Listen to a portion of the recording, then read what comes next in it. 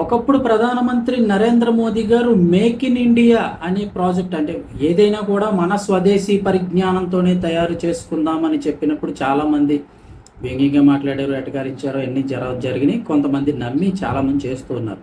సాధారణంగా ప్రపంచ మార్కెట్లో ఎక్కడ ఏ వస్తువులు కావాలన్నా ఎక్కువ శాతం దొరికేది చైనా. చైనా ప్రోడక్ట్లే ఎక్కువ దొరుకుతాయి. 90% ఎవరైనా ఉన్నా కాదన్నా ఈవెన్ అమెరికాకి సైతం చైనా ప్రోడక్ట్లే ఎక్కువ వెళ్తూ ఉంటాయి. అయితే ఇప్పుడు అమెరికా చైనాకు భారీ షాక్ ఇచ్చింది. ముఖ్యంగా అతి ఎక్కువగా సేల్ అవుతున్నటువంటి ఇప్పుడు ఈ డ్రోన్స్ తయారీ, ఏదైతే డ్రోన్లు ఏవైతే ఉన్నాయో వాటిపై భారీ టారిఫ్లు విధించింది చైనాకు సంబంధించి.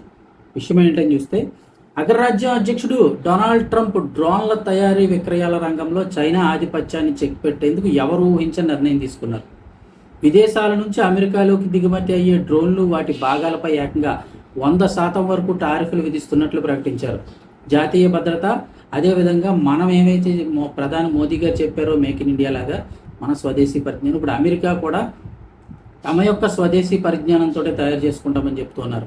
ఆ రంగాన్ని ప్రోత్సహించడమే లక్ష్యంగా ఈ చర్యలు తీసుకున్నట్లు వైట్ హౌస్ వర్గాలు స్పష్టం చేశాయి.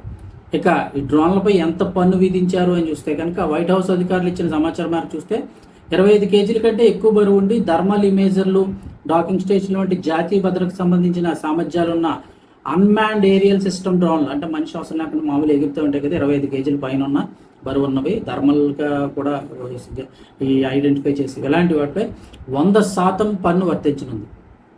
ఇక చిన్న తరహా డ్రోన్లపై అయితే 25% సుంకాలు విధించారు. ఈ కొత్త పన్ను నిబంధనలు సెప్టెంబర్ 3 నుంచే అమల్లోకి రానున్నాయి. ముఖ్యంగా చూస్తే మొత్తం ప్రపంచ డ్రోన్ల మార్కెట్లో చైనాలో ఎక్కువ అమ్మేది చైనా మార్కెట్ మొత్తం మూడింట్లో రెండు వంతులు అదే ఒకే కంపెనీ చేస్తుంది. ఏంటంటే డీజేఐ కంపెనీ. దాదాపు మొత్తం మార్కెట్లో 2 వంతులు అదే చేస్తుందంట డీజేఐ కంపెనీ.